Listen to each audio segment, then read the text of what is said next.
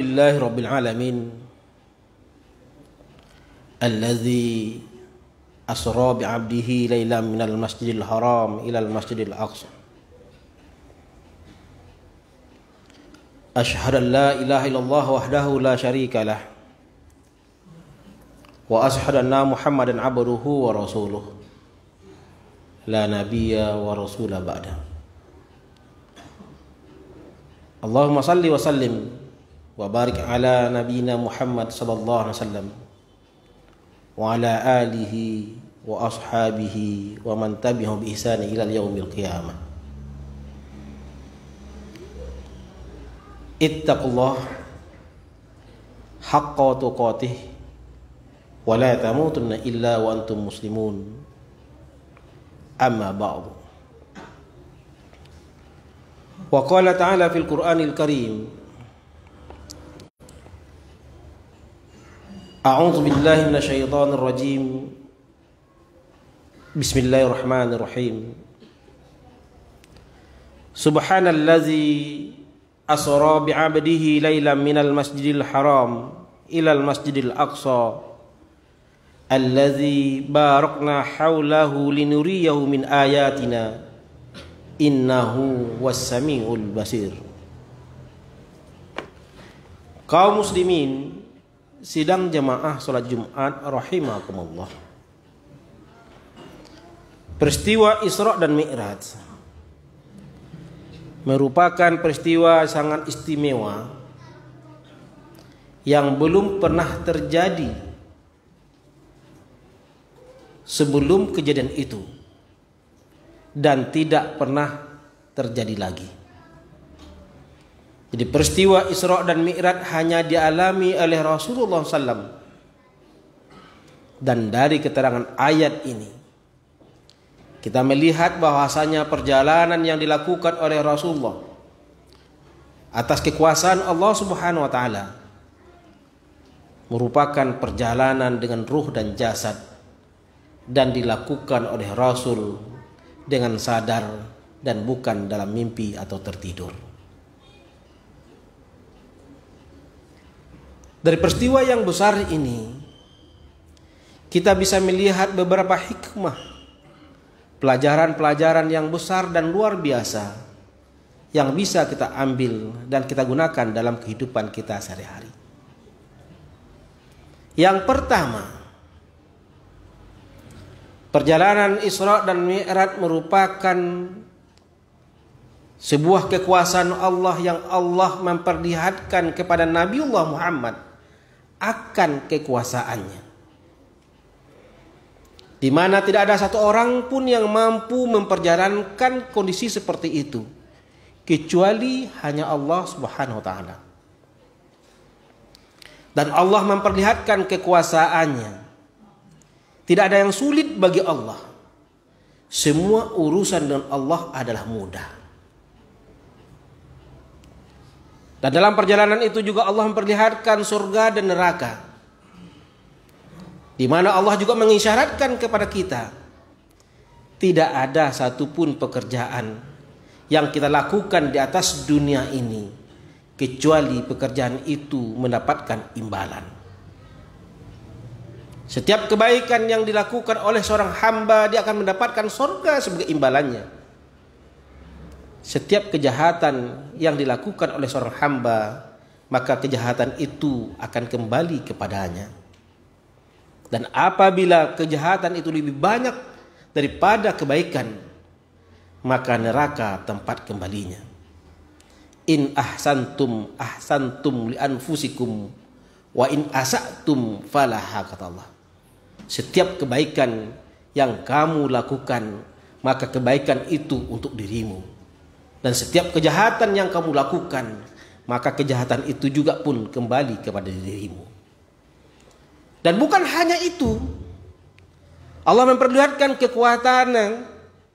Tidak ada yang lemah di sisi Allah, yang pasti Allah kuatkan. Siapa saja yang membela agama Allah, pasti Allah akan bela. Pasti Allah akan bantu. Pada perjalanan Isra dan Mi'raj ini, sebelum peristiwa Isra dan Mi'raj ini, Rasulullah dalam keadaan yang sangat menyedihkan, sangat sedih yang mendalam. Ketika paman dan istri yang tercinta yang selama ini yang membackup dakwahnya dipanggil oleh Allah. Jahiliyah, orang jahiliyah yang sudah mulai berani menyakiti fisik Rasulullah SAW. Ini terlihat ketika Rasulullah menghimbau saudaranya yang di Taif untuk patuh kepada syariat Allah. Tapi Rasulullah disambut dengan lemparan. Rasulullah disambut dengan cacian. Rasulullah disambut dengan ludah. Sehingga tubuh Rasulullah SAW terluka dan bercampur antara keringat, darah, dan air ludah. Menyedihkan yang luar biasa. Maka dalam peristiwa Isra Mi'raj, Rasulullah memperlihatkan kepada Rasulullah bahwasannya Rasulullah tidak sendiri. Ada Allah yang membela. Ada Allah yang akan menolong. Ada Allah yang akan membantu. Maka jangan pernah gusar. Maka jangan pernah resah. Maka jangan pernah takut untuk menyuarakan kebenaran. Karena Allah pasti akan membelanya. Pasti Allah akan membantu dan menolongnya. Yang kedua, seluruh ulama sepakat bahwasanya perintah sholat Rasulullah SAW terima ketika peristiwa Isra dan Mi'raj tersebut. Dalam sebuah hadis yang cukup panjang Rasulullah menceritakan sholat yang difardukan kepada kita pada mulanya adalah 50 waktu. Kemudian dikurangi sampai 5 yang kita lakukan hari ini. Dan Allah melalui lidah Rasulnya mengatakan yang 5 waktu yang kita lakukan sehari semalam ini sama nilainya dengan 50 waktu yang difardukan ketika kali pertama. Subhanallah. Satu kali kita melaksanakan ibadah sholat itu sama dengan 10. 5 kali sehari semalam kita lakukan sholat berarti sama dengan 50 waktu. Kebaikan yang mana lagi yang bisa kita dustakan? Apalagi kalau sekiranya kita melaksanakan dengan berjamaah. Hari ini kita melaksanakan sholat Jumat berjamaah. Rasulullah mengatakan 1 kali berjamaah itu nilainya 27 derajat dibandingkan dengan sholat sendirian. Ketika dikalikan dengan 10 sama dengan 270 kali. Tapi aneh bin ajaib, manusia yang katanya dengan menggunakan akalnya dalam berpikir, yang senantiasa mengukur dengan untung dan rugi, mengejar manfaat yang lebih besar daripada yang kecil, ternyata dalam beribadah banyak di antara kita yang mengejar yang kecil dan melepaskan yang besar. Mana buktinya? Buktinya sholat berjamaah. Yang sudah jelas-jelas Allah katakan 1 kali sholat dengan sama dengan 10. Kemudian ketika berjamaah sama dengan 27. Kita masih suka mengejar yang 1 dibanding dengan 27 tadi. Ini hebatnya sholat. Jadi ketika Rasulullah menerima perintah sholat ketika Isra dan Mi'raj, ini menunjukkan sholat merupakan sebuah ibadah yang sangat istimewa juga. Cara menerimanya istimewa, berarti perintah sholat itu juga istimewa. Dari beberapa hadis, dari beberapa riwayat kita bisa melihat beberapa keistimewaan perintah sholat. Yang pertama, keistimewaan ibadah sholat adalah di mana seorang hamba ketika melaksanakan sholat, dia sedang berkomunikasi langsung dengan Allah. Berapa besar keinginan kita untuk berkonsultasi dengan Allah? Berapa besar keinginan kita untuk berkomunikasi dengan Allah? Berapa besar keinginan kita untuk berhubungan dengan Allah? Terlihat dari sholat. Semakin kita menjaga sholat, semakin kita memelihara sholat dengan baik dan benar, sebegitu butuhnya kita dengan Allah. Tapi kalau sekiranya kita sudah meninggalkan sholat, sama halnya kita sedang memutuskan silaturahim kita dengan Allah Subhanahu wa taala. Memutuskan komunikasi dengan Allah Subhanahu wa taala. Padahal setiap manusia berkeinginan untuk bisa berbicara langsung dengan pimpinannya. Kita ingin bisa berhadap langsung dengan kepala daerah di tempat kita, kepala negara dan sebagainya, orang-orang yang besar. Tapi kenapa Malikul Mulk, raja di atas seluruh alam ini, kita enggan untuk berjumpa dengannya, kita enggan untuk berkomunikasi dengannya. Salat merupakan silah penghubung antara hamba dengan Khaliknya. Yang kedua, keistimewaan salat adalah di mana salat Allah jadikan indikator kebaikan. Kalau kita pingin baik di hadapan Allah, kalau kita pingin baik di sisi Allah Subhanahu wa taala, maka perbaiki salat. Rasulullah SAW menyampaikan dalam sebuah hadisnya, awwalu ma yuhasabu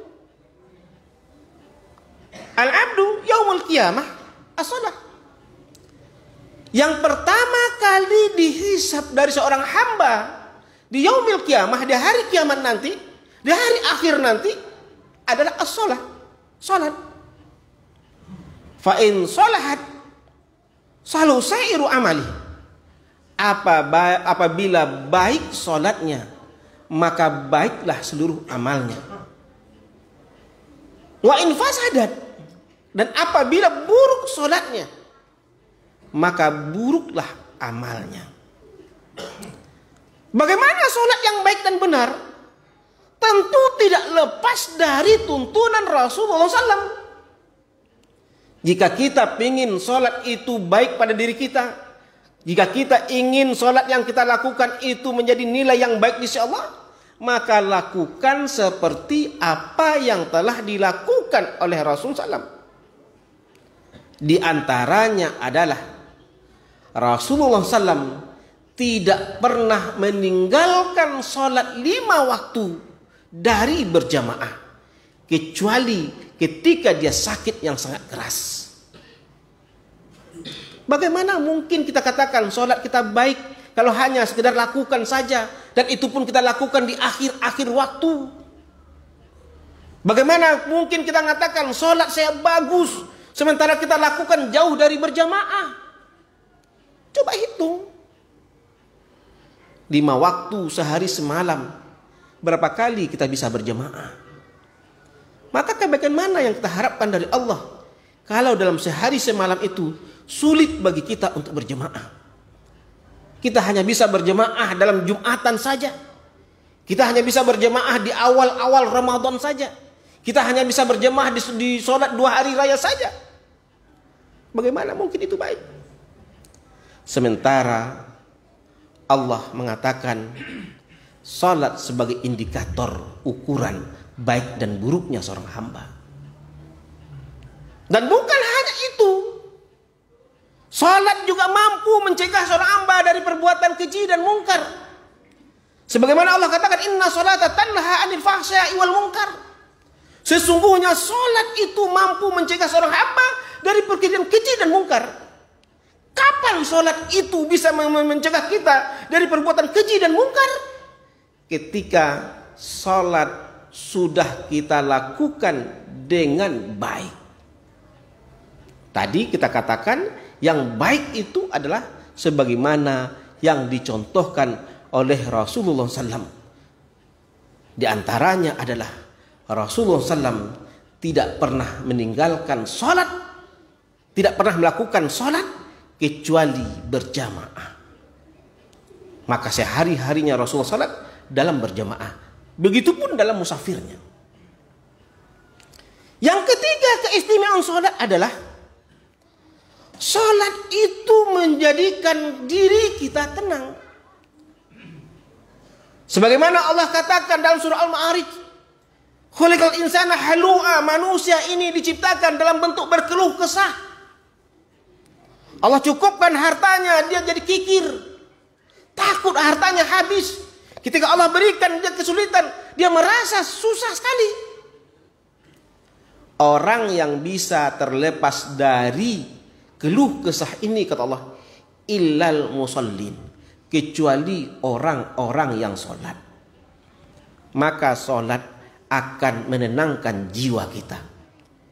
Siapa yang melakukan sholat dengan baik dan benar sesuai dengan ketentuannya, dan dia bisa melihat keutamaan-keutamaan dalamnya, maka dia akan tenang dalam menghadapi berbagai urusan dunia ini. Bukankah Allah juga menjanjikan hayya ala sholah, hayya ala falah, ayo sholat, ayo mencari kemenangan. Qad aflahal mu'minun, sungguh beruntung orang yang beriman. Dengan keberuntungan apa? Keberuntungan dunia dan akhirat. Siapa mereka? Orang yang menjaga sholatnya, orang yang memelihara sholatnya, orang yang melaksanakan sholatnya dengan baik dan benar. Ini hikmah Isra Mi'raj yang kedua, di mana Allah berikan sebuah perintah yang sangat istimewa, yang mesti kita jaga keistimewanya. Fa'tul absar la'alakum turhamun. Allahumma salli wa sallim wa barik ala sayyidina Muhammadin wa ala alihi wa sahbihi ajma'in.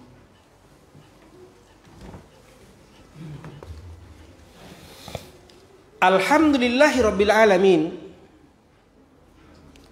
Nahmaduhu wa nasta'inuhu wa nastaghfiruh. Wa na'udzu billahi min shururi anfusina wa min sayyiati a'malina. Asyhadu an la ilaha illallah wahdahu la syarikalah. Wa asyhadu anna Muhammadan abduhu wa rasuluhu la nabiyya wa rasula ba'da. Allahumma shalli ala Muhammad wa ala ali Muhammad. Ittaqullah haqqa tuqatih wa la tamutunna illa wa antum muslimun. Amma ba'du.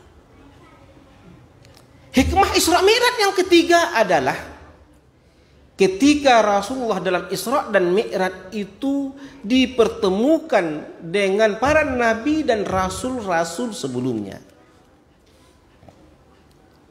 Seakan-akan Allah mengisyaratkan kepada kita, kita perlu belajar dengan sejarah. Bagaimana umat ini baik dahulunya, maka contohlah perilaku yang baik tersebut. Bagaimana umat ini pernah hancur, dan mari kita hindari kehancuran itu.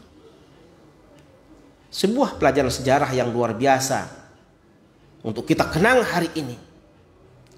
Asia Tenggara ini yang terdiri dari beberapa negara yang dahulunya sebagian besar adalah beragama Islam. Tidak terkecuali Filipina, tidak terkecuali Thailand, tidak terkecuali Myanmar. Semuanya itu dahulunya adalah negara-negara yang dikuasai oleh Islam. Tapi hari ini, apa yang tinggal di Myanmar, apa yang tinggal di Filipina, apa yang tinggal di Thailand, bahkan negara terdekat kita Singapura, yang juga dahulunya tegak daulah Islam, yang hari ini tidak terdengar lagi kumandang azan di negeri itu. Sulitnya bagi kita untuk mencari masjid di negara tetangga kita itu. Apakah Indonesia, negara kita ini, akan sama dengan itu atau tidak? Kalau kita menginginkan itu tidak terjadi di negara kita, maka mari kita jaga kewibawaan negara ini dengan agama kita. Kita jaga agama kita, kita pelihara agama kita. Jangan dibiarkan diobok-obok oleh orang lain dengan agama kita. Salah satu cara untuk menjaga agama adalah makmurkan masjid, ramaikan masjid. Mari kita sama-sama melaksanakan sholat berjamaah di masjid, dan kita kurangi dan kita hindari sholat sendirian di rumah. Sholat sendirian di rumah, sholat di rumah hanya diperkenankan kepada orang-orang yang sakit saja. Sholat di rumah hanya diperkenankan kepada kaum wanita saja. Sementara kita yang laki-laki difardukan, ditekankan, bahkan ada yang mengatakan diwajibkan untuk berjamaah di masjid. Mari kita amalkan ini. Insya Allah agama akan tetap tegak di negara yang berketuhanan yang Maha Esa ini. Innallaha wa malaikatahu yusholluna 'alan nabi ya ayyuhallazina amanu shollu alaihi wa sallimu taslima. Allahumma shalli ala Muhammad wa ala ali Muhammad kama shallaita ala Ibrahim wa ala ali Ibrahim wa barik ala Muhammad wa ala ali Muhammad kama barakta ala Ibrahim wa ala ali Ibrahim fil alamin innaka Hamidum Majid. Allahumma ighfir lil muslimina wal muslimat wal mu'minina wal mu'minat bi rahmatika ya arhamar rahimin. Allahumma ighfir lana dzunubana walidina warhamhuma kama rabbawna shighara. Allahumma ya Allah, pada hari yang mulia ini kami bermohon kepadamu ya Allah, masukkan kami dalam barisan orang-orang yang memperjuangkan agamamu ya Allah. Catat diri kami ya Allah sebagai orang-orang yang senantiasa menegakkan syiar agamamu ya Allah.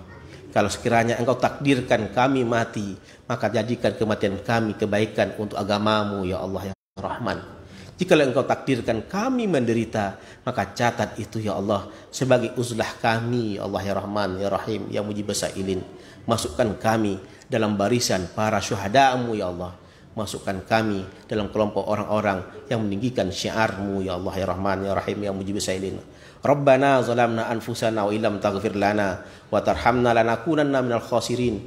Rabbana tub alaina innaka antat tawwabur rahim. Rabbana atina fid dunya hasanah wa fil akhirati hasanah wa qina azabannar. Ibadallah